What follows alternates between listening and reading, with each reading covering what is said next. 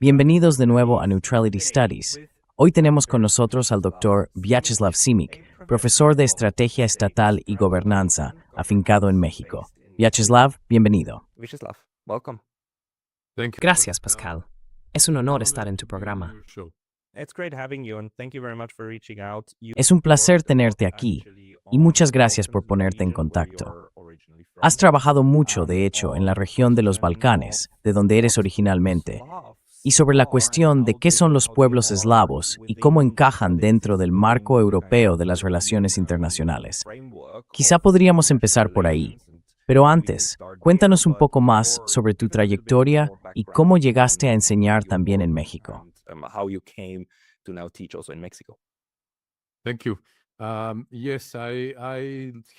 Gracias. Sí, tuve que marcharme de lo que entonces era Yugoslavia antes de que fuera destruida, en 1988, a comienzos de ese año, justo cuando Milosevic empezaba a tomar el poder. Obtuve asilo político en Estados Unidos, donde acabé viviendo en Boulder, Colorado, y allí estudié. Antes de eso había estudiado en Londres, aquí en la colina, en Inglaterra, en el Reino Unido. Conseguí el asilo político después de tener que explicar un par de veces por qué tuve que irme y por qué sería peligroso volver. Porque en aquel momento estaban convencidos, y tengo cartas que lo demuestran, de que Milosevic era el mayor aliado, el mejor activo y amigo de Estados Unidos, el líder más progresista y todo ese tipo de cosas. Y ya sabemos cómo terminó.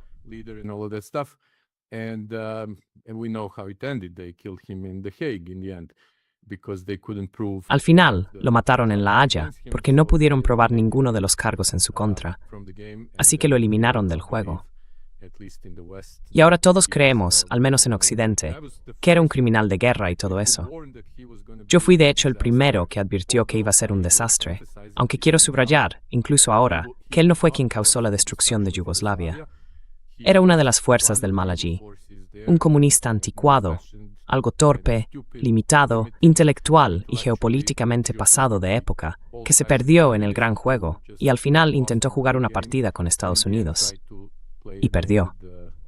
Así que al final, yo acabé en Estados Unidos, estudié allí, y luego mis profesores me recomendaron ir a Washington, D.C. para vivir y trabajar. Y eso fue lo que hice.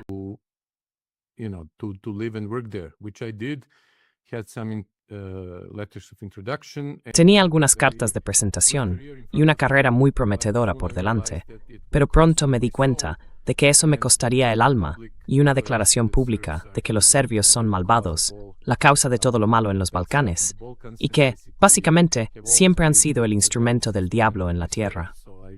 Así que me negué. Y entonces acabé haciendo trabajos secundarios durante un tiempo, hasta que encontré un puesto como asesor e intérprete para altos cargos en Estados Unidos.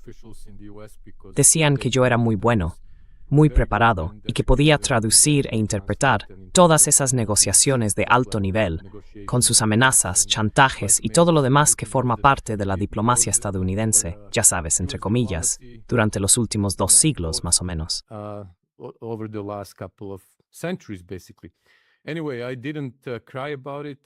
En fin, no lloré por eso.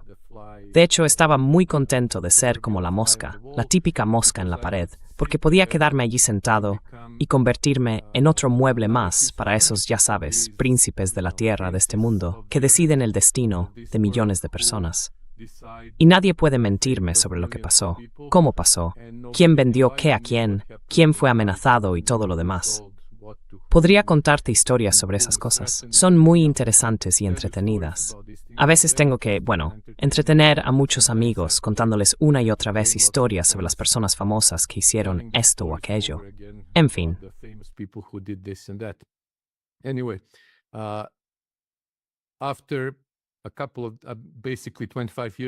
Y después de básicamente 25 años trabajando en Estados Unidos, tuve por fin una especie de revelación, o digamos, una conclusión lógica.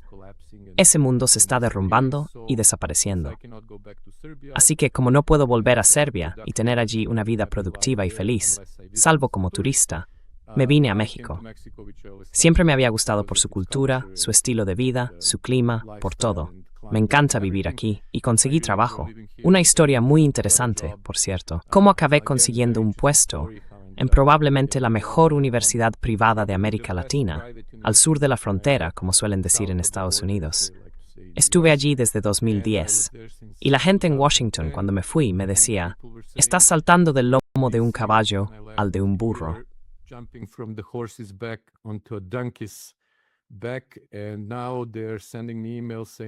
Y ahora me están mandando correos diciendo, ¿cómo podemos mudarnos a México?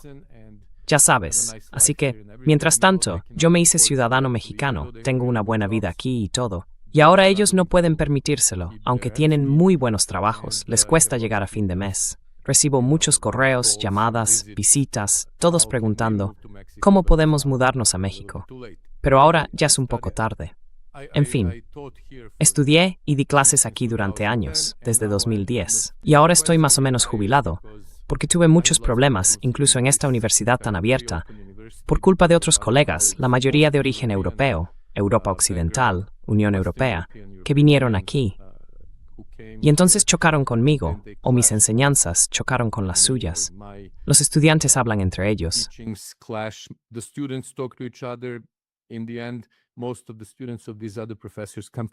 Al final, la mayoría de los alumnos de esos otros profesores acaban viniendo a mis clases, porque no quieren escuchar propaganda ideológica. Vienen a aprender, sobre todo en lo que tiene que ver con Rusia. Y eso fue lo más importante, ya sabes, desde 2022, cuando en una conferencia dije que no había ninguna invasión, que era un acto legítimo de ayuda de un estado a otro. Se volvieron locos, empezaron a gritar y bueno, todo ese tipo de cosas. Así que, como me jubilé, lo cual está bien, ya tengo la edad para hacerlo, a veces doy conferencias, enseño y también asesoro de forma privada a muchos estudiantes que siguen con sus estudios, másteres y doctorados por todas partes. Y ahora me escriben, sobre todo por correo electrónico, porque soy de la vieja escuela y no uso esas otras cosas. Me dicen Sima, como me llaman, o Moctezuma, como Moctezuma, el emperador. Me pusieron ese apodo, Moctezuma. Me dicen Moctezuma, tenías razón, todo está ocurriendo como dijiste. Y claro, están asustados, pero...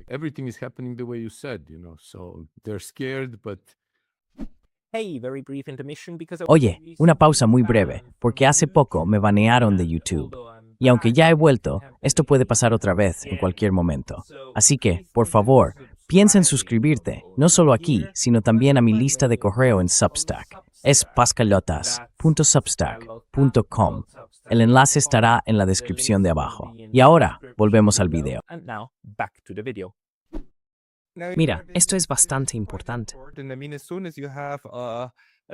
Quiero decir, en cuanto tienes una interpretación diferente de lo que está ocurriendo ahora, sobre todo en Europa Occidental, te conviertes enseguida en un marginado. Le ha pasado incluso a grandes académicos, como Ulrike Guérot. En este momento, además, el ambiente en el mundo académico, especialmente en Europa Occidental, es bastante tóxico. Y me entristece mucho saber que eso llega también hasta México. Pero por otro lado, tiene sentido, porque al final se trata de cómo vemos el mundo. Podemos hablar de cómo, como me señalaste, todavía hoy, la forma en que Europa Occidental trata a los eslavos, a los judíos, a los europeos del este en general, y por supuesto a los rusos, que también son eslavos, sigue siendo la misma.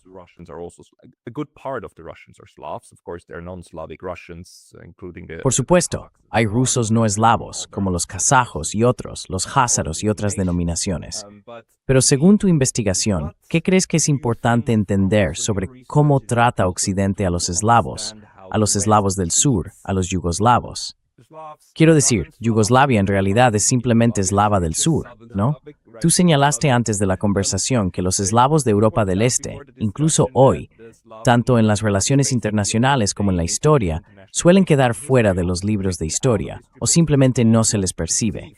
Es como si todo lo que está al este de Alemania del Este fuera básicamente un punto en blanco. ¿Podrías hablar un poco sobre eso?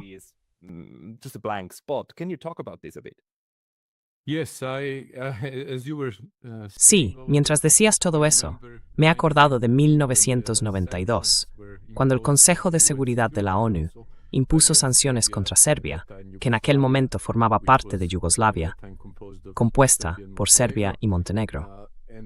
Y recuerdo que había una gran exposición sobre el llamado Imperio Bizantino en el Museo Metropolitano de Arte de Nueva York. Un grupo de nosotros fuimos desde Washington, serbios, porque nos consideramos parte del Imperio Romano. Y algunos de los emperadores romanos, bueno, no algunos, sino la mayoría, procedían de lo que hoy es España y de lo que hoy es Serbia.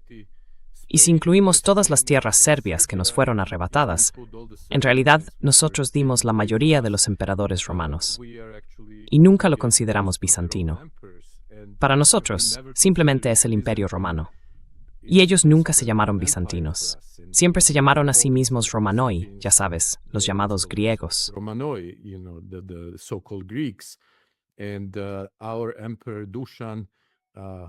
Y nuestro emperador, Dushan, el del alma profunda, cuando proclamó su constitución imperial a mediados del siglo XIV, una constitución que, incluso hoy, sería de las más progresistas en la historia del derecho, se llamó a sí mismo emperador del Imperio Romano, no del Imperio Serbio.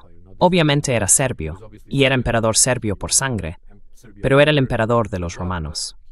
Y resulta muy curioso ver estas cosas, cuando Occidente solo se considera a sí mismo, siendo ellos precisamente quienes destruyeron Roma y crearon todos esos reinos bárbaros, que tardaron más de 1000 años en volver a la cultura y las tradiciones romanas. En fin, fuimos a esa exposición y nos quedamos impactados. En realidad, no esperaba otra cosa distinta a lo que nos pasó allí.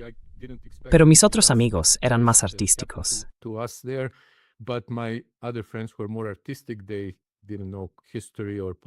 No sabían nada de historia, ni de política, ni de nada, así que se quedaron realmente impactadas y lloraron. Algunas de las señoras lloraron porque Serbia había sido excluida. Y luego hubo un par de cosas, que en el sur, lo que hoy es Macedonia, las llamaron griegas o albanesas, porque en aquel momento no se reconocía a Macedonia como, ya sabes, Macedonia del Norte, ni como algo separado de Serbia, ni nada de eso. Así que ese es otro tema interesante del que hablar, porque tengo una historia familiar relacionada con eso. Te lo contaré otro día, porque mi padre nació allí en el exilio. El rey había exiliado a mi abuelo. Y mi padre nació en el sur de la actual Macedonia, Macedonia del Norte. Y cuando murió, pedimos un certificado de nacimiento para completar el proceso. Ya sabes cómo va eso cuando alguien fallece. Y lo recibimos de la Macedonia de hoy.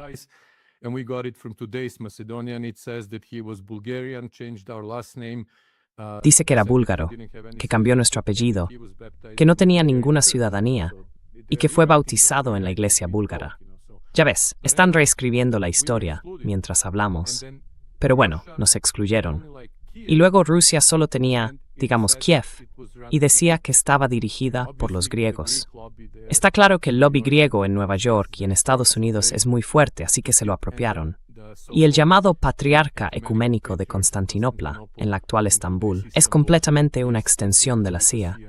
Aprovechan eso para eliminar a la iglesia rusa, a la iglesia serbia y a cualquier otra, y para convertirlo todo en algo supuestamente griego, aunque en aquella época ni siquiera existía como nacionalidad ni como etnia.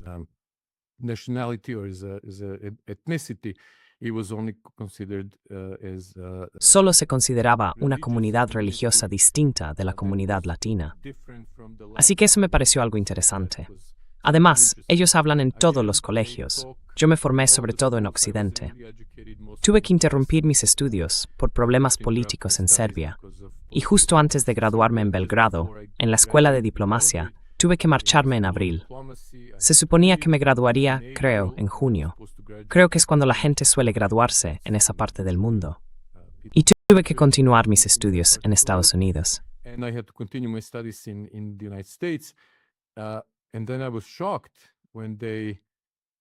Y entonces me quedé en shock cuando, en algunas de las clases de política y de ciencias políticas que hice, nos enseñaban que las naciones se crearon en el siglo XIX.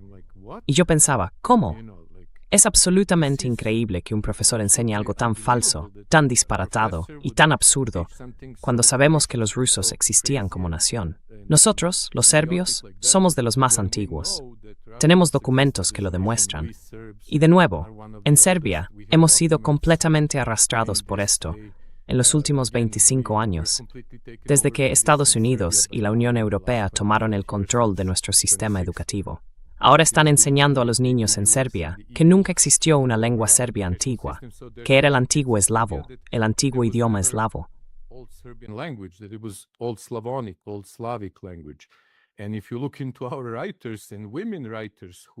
Y si miras a nuestros escritores y escritoras, tenemos documentos, una poesía preciosa, escrita por nuestras princesas y reinas, todo en serbio. Ellas mismas dicen que escriben en serbio, que son serbias.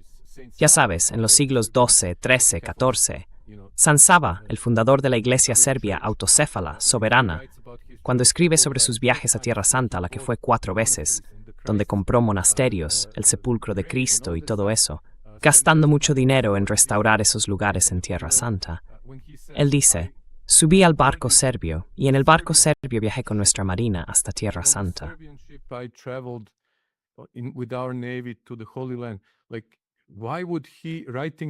Quiero decir, ¿por qué iba él, escribiendo en serbio, en cirílico serbio, a decir que se embarcó en un barco serbio, escribiendo eso en su propio idioma, como el príncipe de Serbia?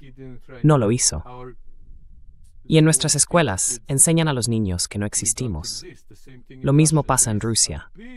Hay un gran proceso de adoctrinamiento y de creación de un complejo de inferioridad que es muy evidente desde hace siglos, porque llevan haciéndolo los últimos 2 siglos, sobre todo desde el Congreso de Berlín, en 1878. Soy muy malo con los números.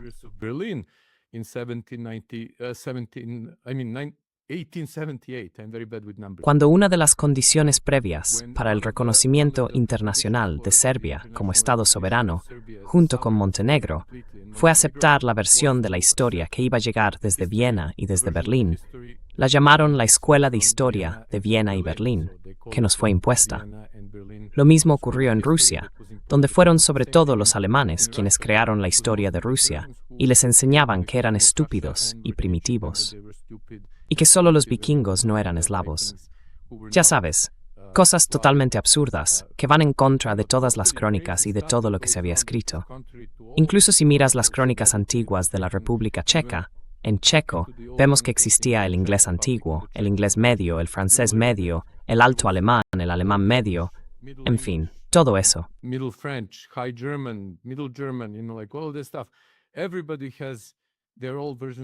Todo el mundo tiene su propia versión del idioma, pero no, los rusos no. Incluso los ucranianos tienen su lengua antigua, supuestamente. Pero no, los rusos en realidad nunca hablaron nada. Eran solo unos bárbaros primitivos que se ladraban entre ellos. Y de repente aparecen como una amenaza, y todo ese discurso. Así que ha sido algo muy persistente. Tengo toda una serie de clases sobre la rusofobia que intentaba impartir, sobre todo a estudiantes de la Unión Europea que estaban de intercambio en México, para advertirles de que cuando sean padres y tengan sus negocios o empiecen sus carreras, serán reclutados para una guerra con Rusia si no aprenden esta historia, si no se organizan y se oponen a esto por culpa de sus líderes, que están locos.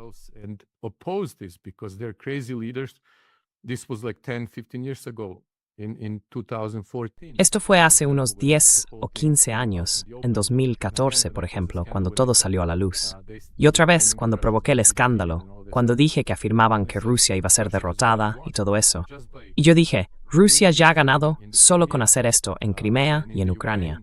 Rusia ya ha ganado geopolíticamente, filosóficamente, emocionalmente y de cualquier otra forma posible, excepto militarmente. Pero es un buen proceso para que Rusia se entrene para el gran choque con el imperio del mal, que llegará muy pronto.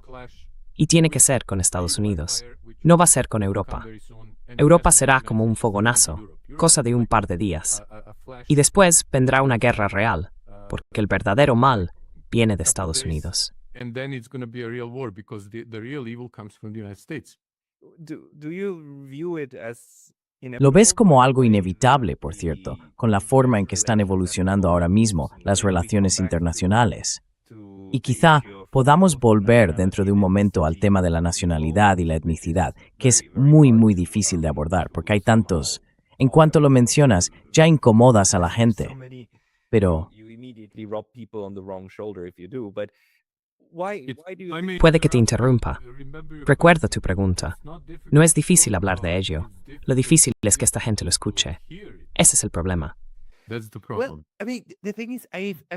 Yugoslavia will always Quiero have a decir, special place lo in que my pasa heart es que because Yugoslavia it's, siempre it's a tendrá un lugar especial en mi corazón, porque es una parte fascinante de la historia de los Balcanes. Y además es un lugar precioso. Tengo amigos de Yugoslavia, de Croacia, de Bosnia, de Serbia y también de Kosovo, que, por suerte ahora están casados, tienen una buena vida y los he visitado.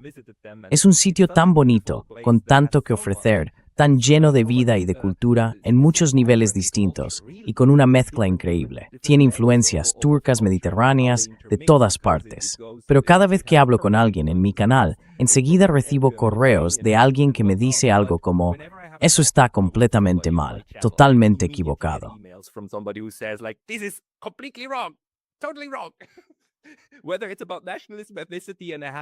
Ya sea por cuestiones de nacionalismo o de etnicidad, tuve por ejemplo al profesor Dr. Zlatko Hajidedic en mi canal. Él habló de cómo el nacionalismo tóxico hizo estallar Bosnia, y eso luego se enfrenta a otras interpretaciones. Así que no se trata solo de que la gente profundice mucho en las interpretaciones de lo que ocurrió históricamente, sino también de que les da un enorme valor emocional, por razones evidentes. Es una historia nacional muy reciente. Para ti, ¿cuál es la forma más productiva de iniciar una conversación sobre Yugoslavia que no acabe en una discusión a gritos?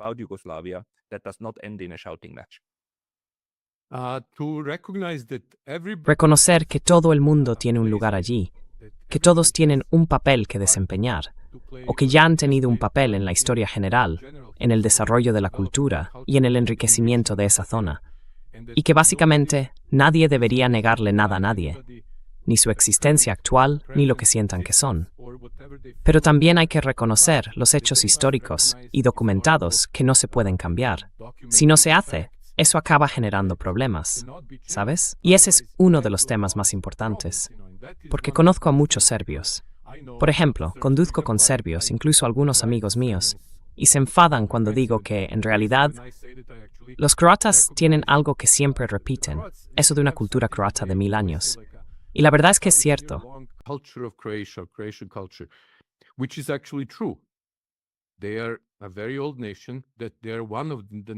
Son una nación muy antigua, una de esas naciones con una historia muy larga y muy definida, de más de 1000 años, probablemente 1500 o 1600 años, igual que los serbios. Pero no pueden negar lo mismo a los serbios. Y sobre todo, no pueden matarnos, exterminar, eliminar y erradicar todo lo que sea serbio en lo que ellos dicen que es Croacia. Ese es el problema.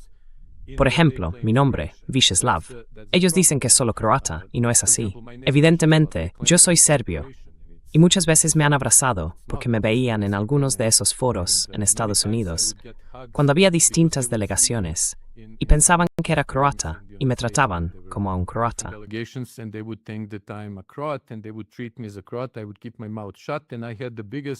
Yo me callaba y tenía delante a los mayores nazis croatas que viven en Estados Unidos. Me enseñaban fotos de sus abuelos con cabezas de serbios cortadas, como si fueran trofeos.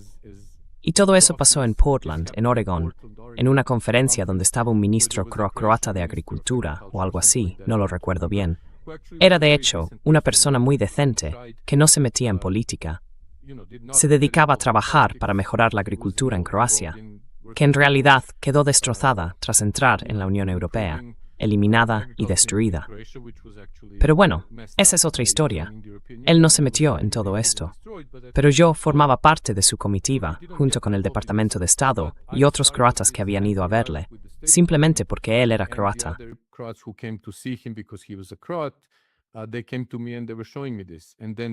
Vinieron a verme y me estaban enseñando esto. Y entonces aparece un tipo de Croacia y dice: ¿te das cuenta de que este hombre es? Cuando nos estábamos despidiendo, me abrazaban y decían: ojalá Croacia estuviera. Yo era joven en aquel momento, iba al gimnasio, tenía buen aspecto, llevaba traje y parecía alguien importante. Y ellos, que eran hombres mayores, decían: ojalá Croacia acabara en manos de alguien como tú. Y entonces este tipo dice: bueno, ¿te das cuenta de que el caballero en realidad es serbio? Y se quedaron completamente en shock. Y yo dije: ojalá, aunque fuera por un solo día, Croacia estuviera en mis manos, porque cambiaría la política, si fuera posible.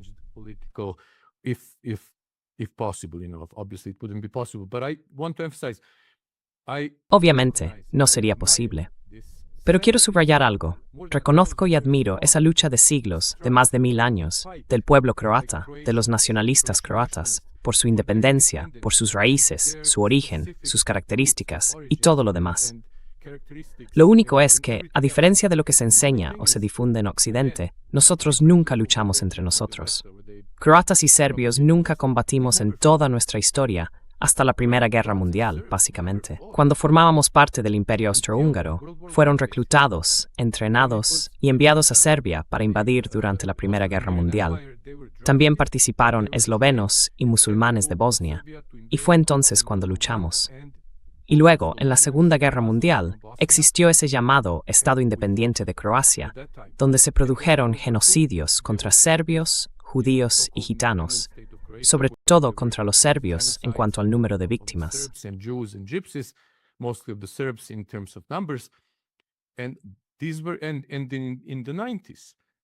Y en los años 90, esos son los únicos casos. Nunca luchamos entre nosotros. De hecho, colaboramos. La antigua nobleza de Serbia y de Croacia colaboró realmente en la lucha contra los alemanes y contra los otomanos, o el califato, el imperio. Nunca hubo ningún problema.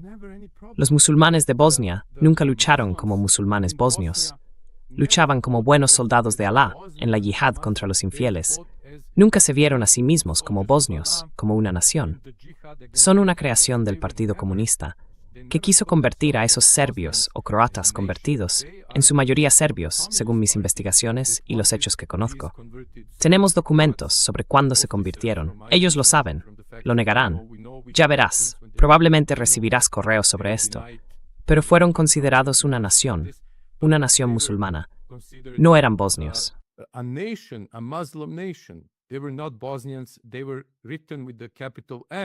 Durante un tiempo se escribía con una M mayúscula. Es de 1974. Antes de 1974, cuando tuvimos la nueva constitución en la Yugoslavia comunista, fue un par de años antes de que muriera Tito, y él ya estaba fuera de todo. Así que esas otras fuerzas estaban reescribiendo la constitución y reestructurando la federación para que estuviera lista para la desintegración, que ocurrió abiertamente unos 16 años después. Pero ya en los años 80, cuando murió Tito, empezó a desmoronarse. Los convirtieron en una nación separada, como musulmanes, como una nación musulmana, lo que sorprendió a los musulmanes de verdad, que vivían en otras partes de Yugoslavia, que decían, incluso su propio líder lo dijo, no podéis ser una nación, no podéis ser una nación musulmana.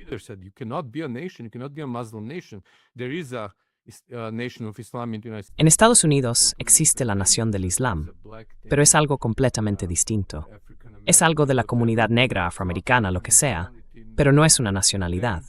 Y luego, en los años 90, cuando todo estalló, cambiaron varias veces, ya sabes, de bosnios a bosnio-herzegovinos, y luego a herzegovinos. Hubo un gran conflicto. Recuerdo todo aquello cuando estaban peleando en Washington, D.C., y yo estaba allí, presente, sentado junto a ellos. Igual que los macedonios, cuando discutían entre ellos dentro de la delegación oficial del nuevo país de Macedonia. ¿Quién hablaba macedonio? Porque ni siquiera sabían qué era exactamente el macedonio.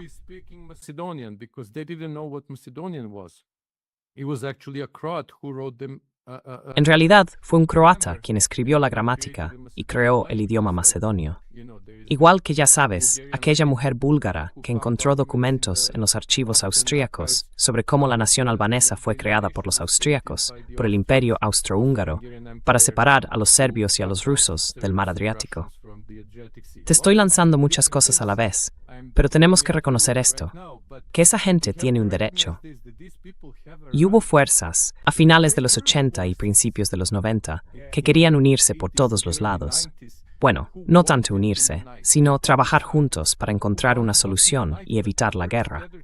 Y la mayoría de la gente no lo quiso, pero fue Occidente.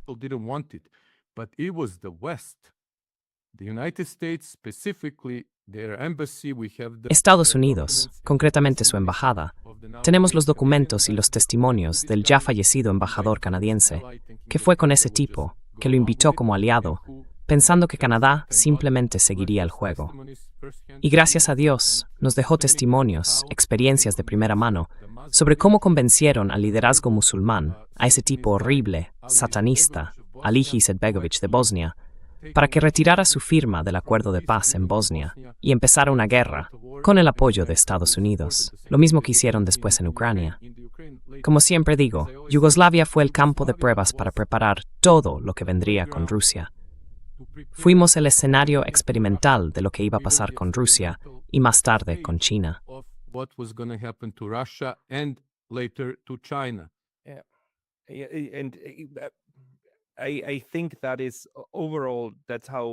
Creo que, en general, así es como tiene sentido entender lo que pasó con Yugoslavia.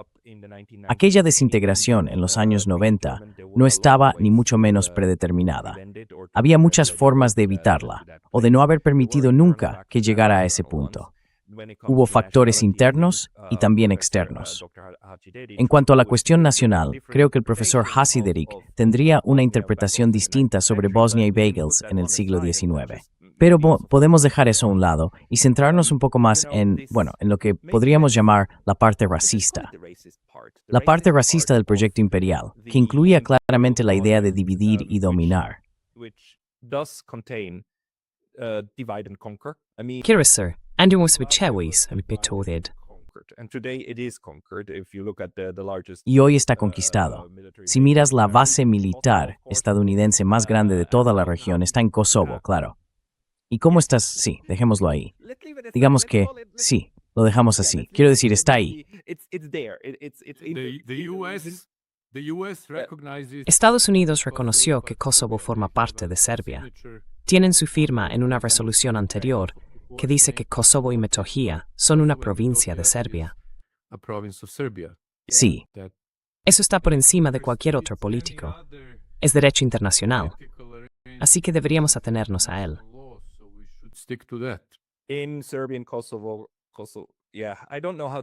En Serbia y en Kosovo, sí, no sé muy bien cómo decirlo. Pero el caso es que la base está ahí, y sabemos también cómo la Unión Europea básicamente dirige Bosnia, y ese modo de control sobre toda una región. Y tengo que contarlo, tuve una conversación muy interesante hace años con un amigo mío, un amigo taiwanés. Le hablé de mis mejores amigos en Suiza, ella croata de Bosnia de Herzegovina, él serbio de Kosovo. Sí. Y ya sabes, tuvieron muchos problemas para casarse por la historia familiar, pero ahora lo están, y las cosas van bien, por suerte. Le conté a mi amigo, al taiwanés, cómo los dos, o mejor dicho, todos ellos, todas sus familias, sufrieron bastante discriminación en Suiza durante mucho tiempo. Solo por la última sílaba del apellido, ya sabes, Simic. Ese ich te delata automáticamente, ¿verdad?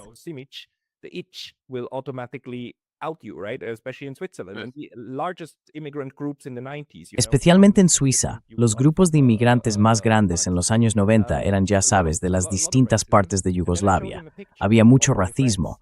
Y entonces le enseñé una foto de mis amigos, y mi amigo taiwanés me dice, «Pero Pascal, si son blancos». Y le respondí, «Sí, así de buenos somos en Europa. Conseguimos ser racistas incluso con gente del mismo color de piel». Y eso sigue pasando hoy en día. Y eso nos lleva de nuevo a los eslavos, ¿verdad? Claro, los rusos y el señor Putin son tan blancos como el señor Merz o el señor Macron. Pero aún así, la rusofobia funciona. Y cuando se trata de los eslavos del sur, de los yugoslavos, pasa algo parecido. Un tipo de racismo similar. Quiero decir, ¿cómo ves tú esa parte que claramente viene, ese tipo de racismo que viene de la parte occidental de Europa?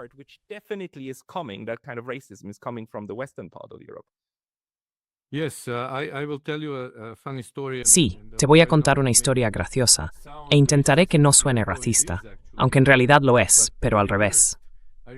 Recuerdo que en uno de los think tanks de Washington, D.C., en uno de esos institutos, no diré cuál, estaba esperando a una delegación. Yo, por supuesto, estaba con la parte estadounidense, y si me quedo callado, puedo pasar perfectamente, ya sabes, con traje y todo, por un americano, que de hecho lo soy, oficialmente ciudadano estadounidense. En ese momento trabajaba para la parte americana del Departamento de Estado, en ese instituto donde se suponía que iban a tener un diálogo o un foro, o lo que fuera.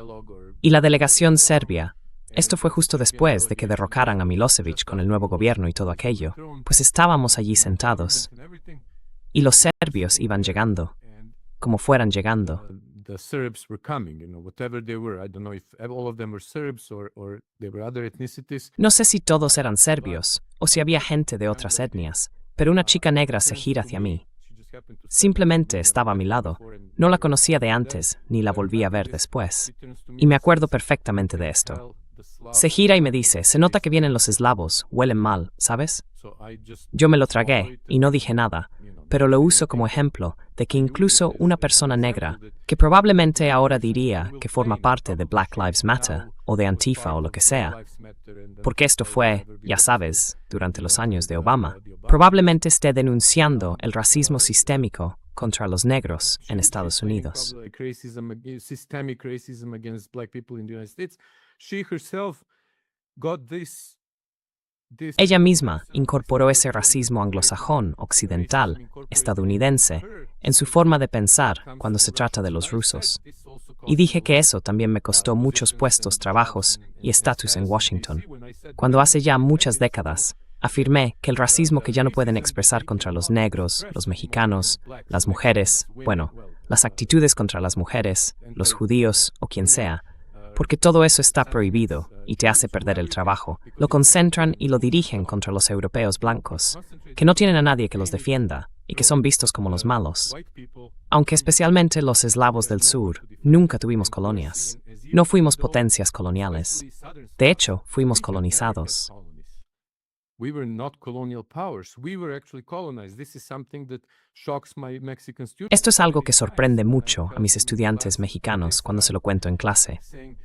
Empiezan a decir, ya sabes, que los españoles son los responsables de todo lo malo que pasa en México, que todo es culpa de los españoles.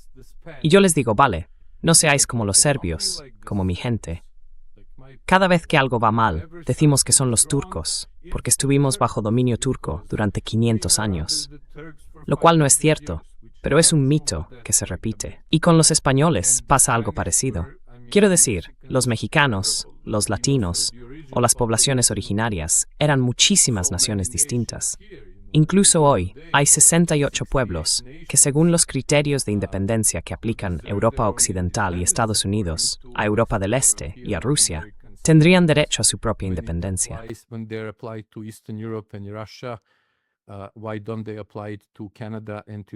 ¿Por qué no aplican eso a Canadá, a Estados Unidos y a México, por ejemplo? Y luego crean 68 nuevos países en México, unos 420 en Estados Unidos y más de 600 en Canadá.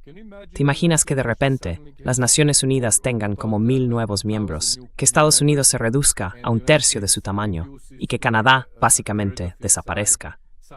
Pero bueno, yo les digo a mis estudiantes mexicanos, callaos, no os quejéis. Los españoles se fueron, digamos, en 1810. En Serbia, los turcos se fueron en 1804. No podéis culpar a nadie más que a vosotros mismos. Igual que nosotros, no podemos culpar a nadie más que a nosotros por todas esas pequeñas cosas, la corrupción y todo lo demás. Tenemos que luchar contra eso. Soy muy crítico con los míos. Pero aún así, ese racismo está tan interiorizado.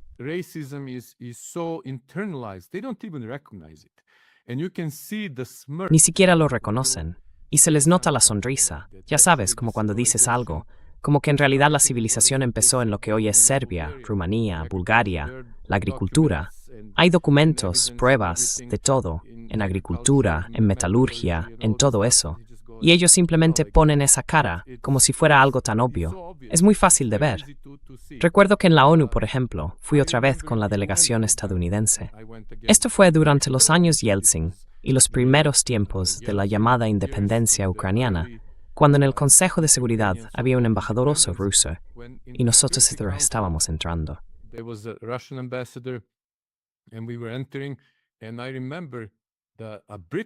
Y recuerdo a un británico de segundo, tercero, cuarto nivel en la jerarquía de la embajada británica ante las Naciones Unidas, que me contaba, y no sé si debería decirlo, no me gusta usar palabrotas ni nada de eso, pero estoy citando, que llamó hijos de puta, ya sabes, al embajador ucraniano y al embajador ruso, delante de todo el mundo en la ONU, en el Consejo de Seguridad. Fue increíble. En una de las sesiones, aparte, no en la sala principal ni nada de eso. and they were just going, with the Y ellos simplemente iban, ya sabes, con esos terribles complejos de inferioridad, porque estaban dispuestos a aceptar cualquier cosa, lo que fuera, con tal de no estar en Moscú o en Kiev, en Ucrania o en Rusia, porque la fantasía era que la buena vida estaba en Nueva York, en las Naciones Unidas. Y yo viví en Moscú, trabajé en Moscú, en Rusia, y más tarde en Georgia, en Tiflis. Y recuerdo cómo había vivido antes en Nueva York. Y recuerdo cuando fui a Moscú, aunque ya la había visitado durante la época comunista, cuando era estudiante. Pero recuerdo lo mucho más rica que era, en términos de multiculturalidad y de todo lo demás. Era pobre, sí, eran los peores años, el 95, el 96, cuando estuve allí, en lo económico, en lo financiero, en todo.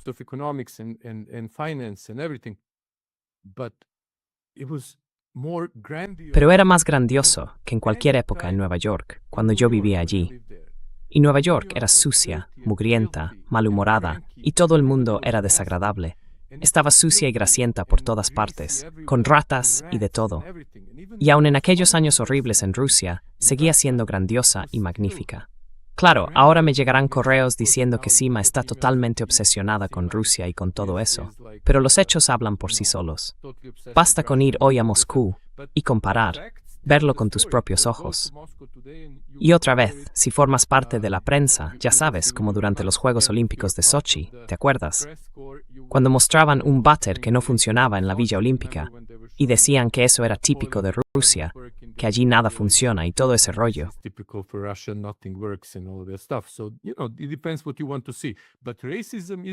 Bueno, ya sabes, depende de lo que uno quiera ver.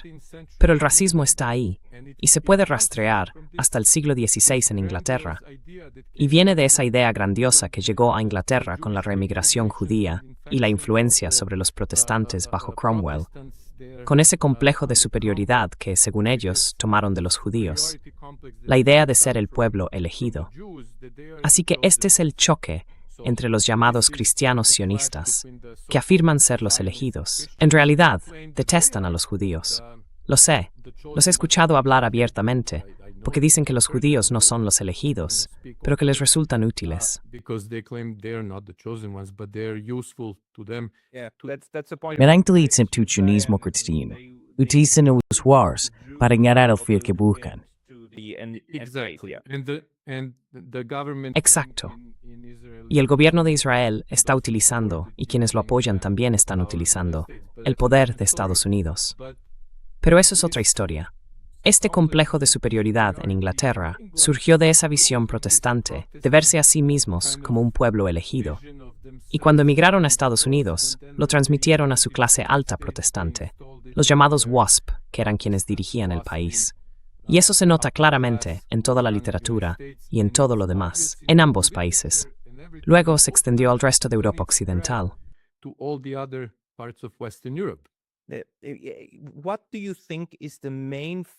¿Cuál crees que es el factor principal que explica todo esto? Porque quiero decir, has señalado algo muy importante. Los eslavos del sur, en realidad, no se movieron. No salieron a conquistar grandes extensiones de tierra. Y además, el hecho de que la guerra fuera tan horrible, con todas esas campañas de exterminio, se debe a que serbios, croatas, bosnios y demás vivían unos junto a otros. No solo pueblo junto a pueblo, sino dentro de los mismos pueblos, puerta con puerta. Lo que obviamente significa que durante cientos de años eso funcionó. Estaba bien vivir unos al lado de otros, hasta que dejó de estarlo, ¿verdad? Y entonces todo se vino abajo. Pero eso demuestra que era un pueblo que durante mucho tiempo se mantuvo estable.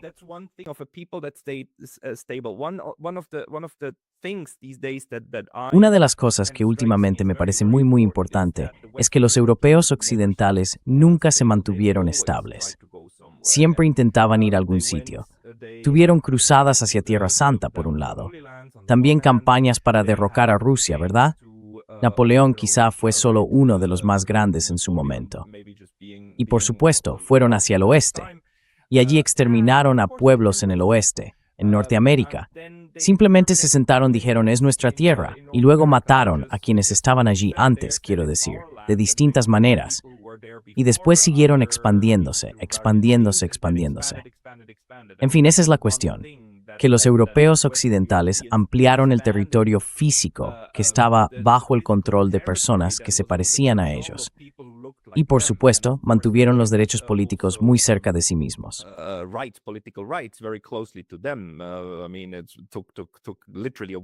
Quiero decir, literalmente, hizo falta una guerra para ampliar esos derechos también a la población negra. Y podríamos tener una conversación completamente distinta sobre hasta qué punto esos derechos están realmente desarrollados hoy en día. Pero los otros estados más o menos se quedaron como estaban. ¿Crees que eso influye también en cómo se ha desarrollado la cultura en algunos lugares y en la falta de cultura en otros?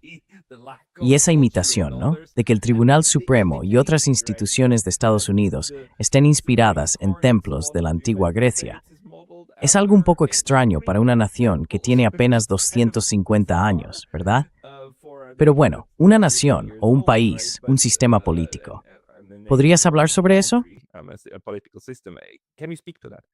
Yes, I think that it's a clash. Sí, creo que es un choque. Es un tema psicológico, diría yo, porque tienen eso metido dentro de sí mismos. Verás, yo también tengo un montón de conferencias donde explico cómo se desarrolla ese sentido de superioridad y esa necesidad de liderar, ya sabes, como lo que llaman la carga del hombre blanco. Y siempre protesto, porque ya no me considero blanco. Otros sí, soy serbio, tengo varias nacionalidades, pero mi origen, mi cultura, todo en mí es serbio. Y no me veo, bueno, más allá de la humanidad en general, del trasfondo cultural y todo eso, pero soy distinto de los suizos. No soy igual que los suecos, los ingleses, los portugueses o quien sea.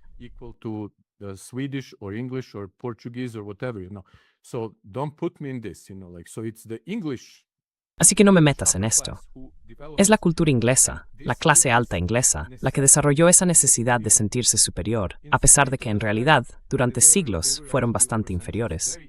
Y se hicieron ricos y poderosos gracias a la piratería. Algo que, por cierto, estamos viendo reaparecer. Trump dijo, somos como piratas, aunque en realidad no hace falta decir cómo. Somos piratas, los estadounidenses. Solo roban y saquean.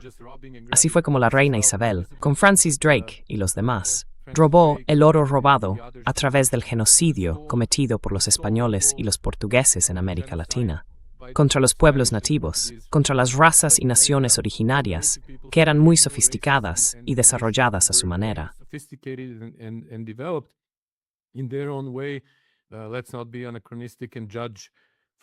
No seamos anacrónicos ni juzguemos desde nuestro punto de vista actual, porque ellos tenían una poesía preciosa, como los aztecas, los llamados aztecas, los nahuas. De hecho, yo traduje al serbio un montón de lo que se llama poesía azteca antigua, intentando mantener el ritmo y todo eso. Pero nunca la publicaron, claro, porque en Serbia no me publican nada.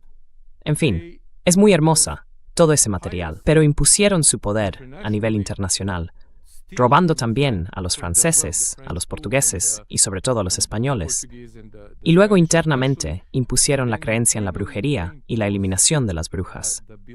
Y si uno estudia eso, y hay muchos estudios y datos muy buenos, se ve que no era algo religioso en absoluto. Se utilizaba igual que hoy, cuando se habla, por ejemplo, de cuestiones religiosas relacionadas con el Islam y todo ese tipo de cosas. Era lo mismo.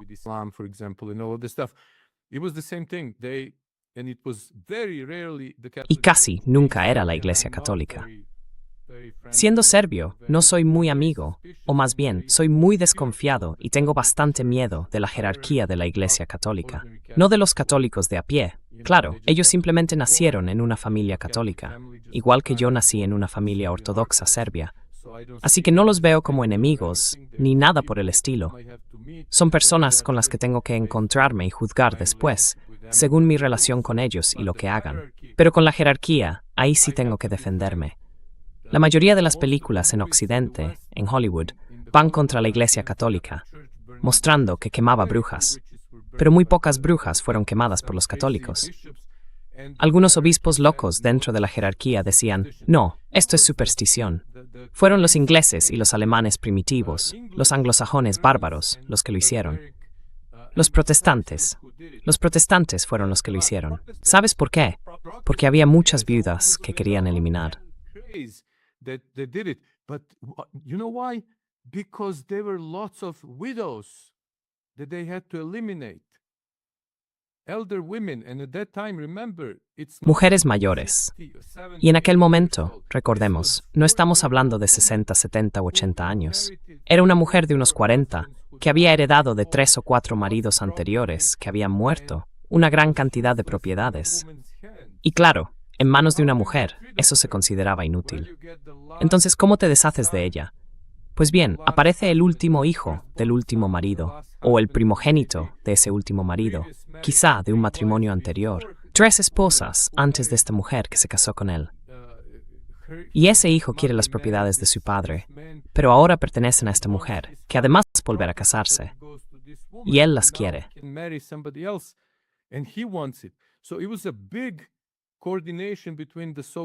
Así que hubo una gran coordinación entre la llamada Iglesia Protestante, que desde la visión ortodoxa es una organización herética, para quitarle un porcentaje, como hizo Enrique VIII, con toda la Reforma, y despojar a la Iglesia Católica, que era la mayor poseedora de riqueza y tierras en Inglaterra, y dejó a su hija, Isabel I, un reino magnífico, muy rico en finanzas y con un enorme potencial de crecimiento, porque se quedó con el dinero de otros. Estas dos cosas les hicieron poderosos en lo económico, en lo financiero y en lo político, la piratería y la caza de brujas. Y además, esa visión religiosa de que son superiores porque Dios los ha elegido. Pero aún así, leed los documentos, las descripciones que ellos mismos hacían de Rusia, y no os quedéis con las versiones abreviadas occidentales, esas en las que solo se habla de que los rusos son sucios, apestosos y bárbaros primitivos.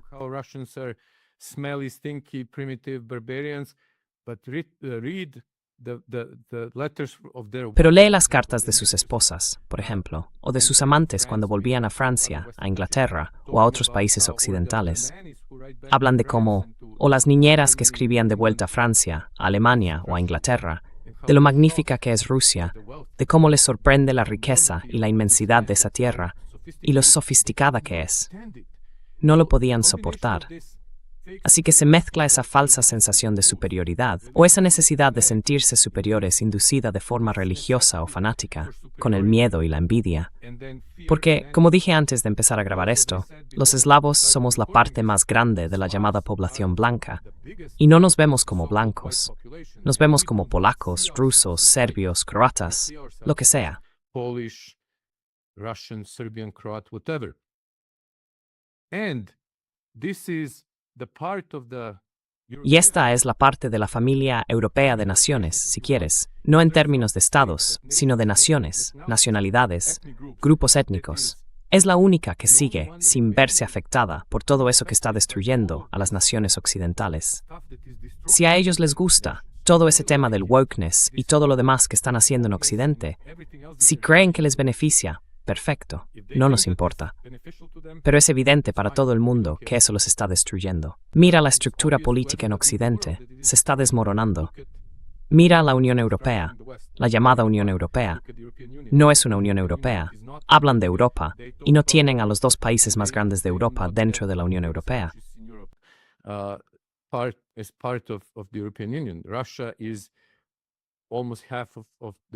Rusia ocupa casi la mitad del territorio europeo, y eso solo contando la parte europea de Rusia. La cultura, si me dices que no es un grupo de gente enferma el que prohíbe a Tchaikovsky, a Tolstoy, a Dostoyevsky y a otros artistas y escritores rusos y todo eso, bueno, puedes creer lo que quieras, ya sabes. Pero las personas que no son capaces de distinguir entre el pasado y el presente viven en una especie de distorsión, un lugar al que muchos escapan, un mundo místico y esotérico, una zona de Internet donde hablan de hombres lagarto, de distorsiones del tiempo y, en fin, de todas esas cosas. Creo que muchos europeos están metidos en eso, porque confunden el pasado con el presente.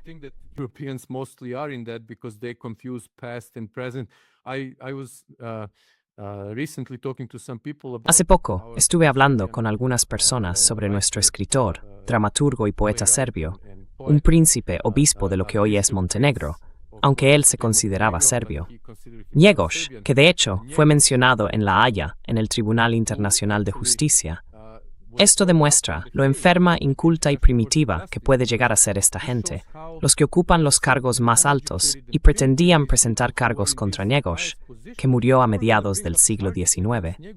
Todo porque, en uno de sus poemas, describe la masacre entre los otomanos, bueno, el califato de aquella época.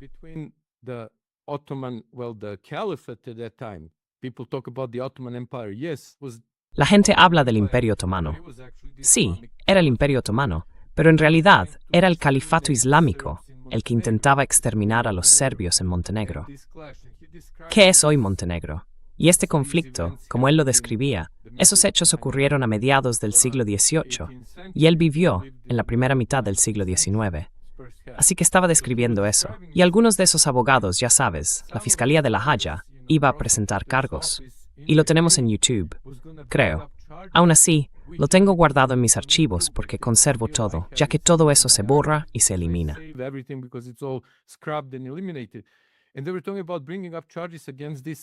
Y estaban hablando de presentar cargos contra esos nacionalistas serbios. Y probablemente la gente que te escribe esos correos dirá, sí, esa es nuestra interpretación.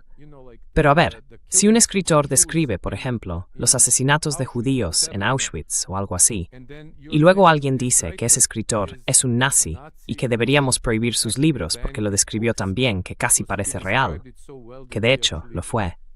Pero bueno, y nos sentimos confundidos. Eso te muestra que esas personas viven en una especie de distorsión del tiempo y del espacio, que no pueden distinguir entre pasado, presente y futuro, que están completamente desordenadas en su psicología, en sus emociones, en todo.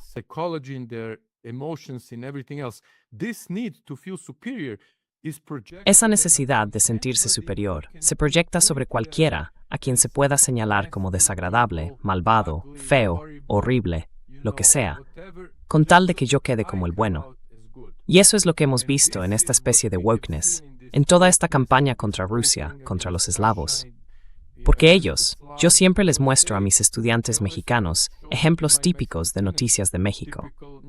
Lo mismo de lo que se quejaban en Occidente sobre Trump, por ejemplo, cuando decían, está diciendo que todos los mexicanos son violadores y vagos, que solo vienen a vivir de las ayudas. O que los musulmanes llegan a Europa y viven de eso, como si ningún musulmán trabajara en Europa. Obviamente hay gente que se aprovecha de esas cosas, pero es que el sistema se lo pone en bandeja.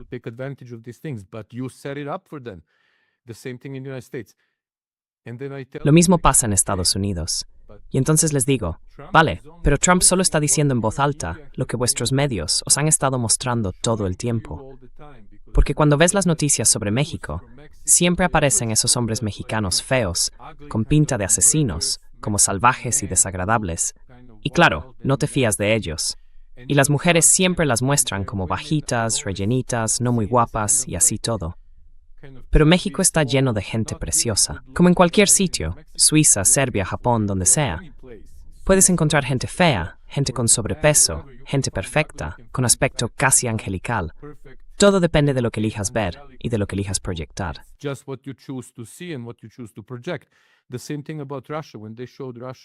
Lo mismo pasa con Rusia. Cuando mostraban Rusia a los rusos, o como mencioné antes, ¿te acuerdas de los Juegos Olímpicos de Sochi? Enseñaban todas esas cosas que, bueno, ya veremos qué pasa ahora en Estados Unidos con el tema del fútbol que se acerca. Siempre se puede encontrar, no sé, un bate roto y decir, mira, América se está desmoronando. Sí, se está desmoronando en algunos sitios, pero en otros está perfecta. Así que son visiones muy limitadas y, diría yo, enfoques bastante tontos, que además la gente acepta sin pensar mucho. Y así se acaba creando esa imagen de los mexicanos como violadores, vagos, inútiles, borrachos y ruidosos.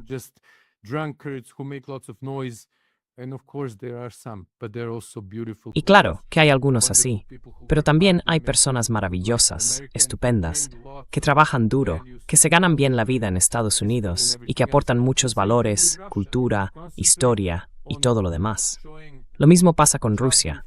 Si te centras en mostrar a mujeres rusas, gorditas, descuidadas, que en los años 90 no se duchaban porque no había agua corriente, pues claro, vas a ver gente poco atractiva.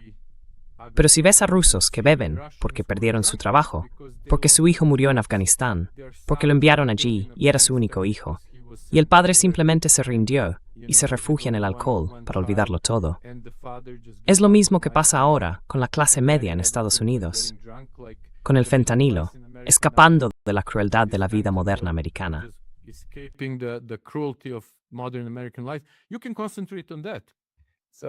Puedes concentrarte en eso.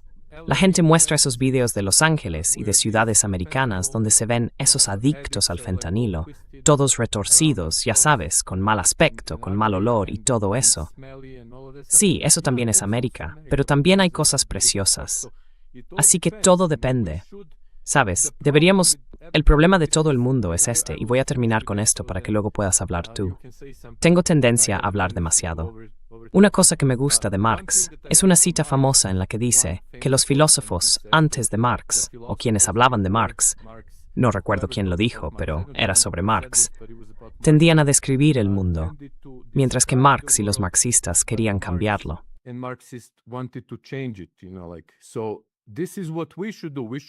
Así que esto es lo que deberíamos hacer.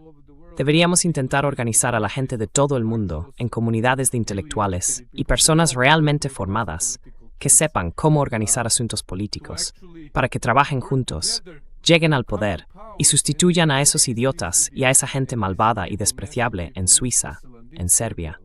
El gobierno serbio es uno de los más corruptos, de los más malvados y despreciables, asesinos. Siempre me dicen que estoy exagerando, pero los hechos demuestran que están cometiendo una gran traición constantemente. Son asesinos, literalmente, y son ladrones. Y lo mismo ocurre con la Unión Europea.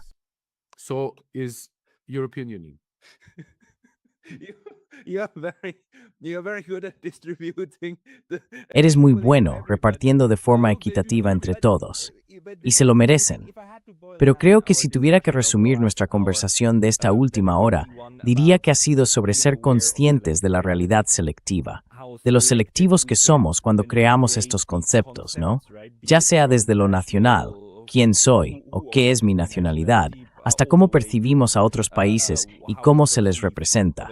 Es decir, la selectividad de las realidades en las que vivimos y cómo pueden chocar entre sí, cuando en realidad no habría necesidad de conflicto si simplemente ampliáramos un poco la maldita perspectiva.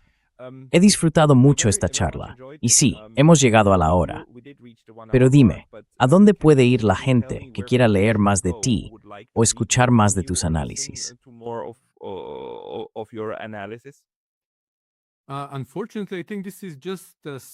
Por desgracia, creo que esta es solo la segunda entrevista que hago en inglés.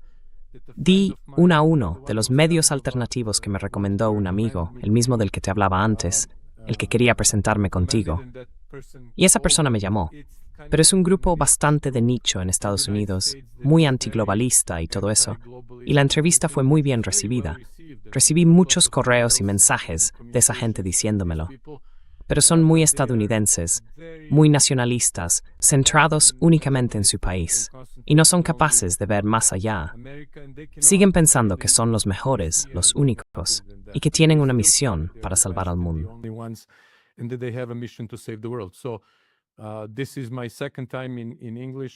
Es la segunda vez que hablo en inglés, o en otro idioma que no sea el serbio. Llevo, no sé, unos 20 años dando entrevistas, creo. Desde que empezó YouTube, yo ya estaba ahí. Pero dejé de dar entrevistas hace como 1 año y medio, porque solo quieren hablar de Vučić y del gobierno. Y yo quiero hablar de soluciones, ¿sabes? De qué deberíamos hacer realmente, no de lo que ellos nos han hecho, sino de lo que podemos hacer para eliminarlos de verdad. Corregir las cosas y formar alianzas con croatas, musulmanes, albaneses y con quien sea, para crear un entorno mejor y salvarnos colectivamente de Bruselas, de la Unión Europea y de Estados Unidos.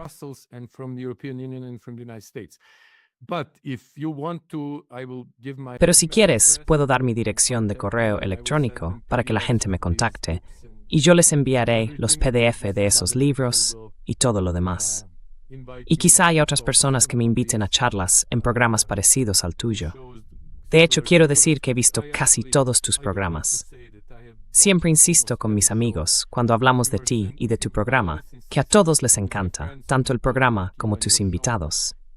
A veces no estamos de acuerdo y tenemos grandes debates y todo eso, pero en general son muy informativos, de un nivel intelectual muy alto y además muy correctos, extremadamente correctos y respetuosos. Not very extremely decent and proper, but I always say neutrality studies. Pero yo siempre digo, si hablamos de estudios sobre la neutralidad, basta con volver a Westfalia, a los orígenes del orden internacional de los estados soberanos en el que oficialmente todavía vivimos.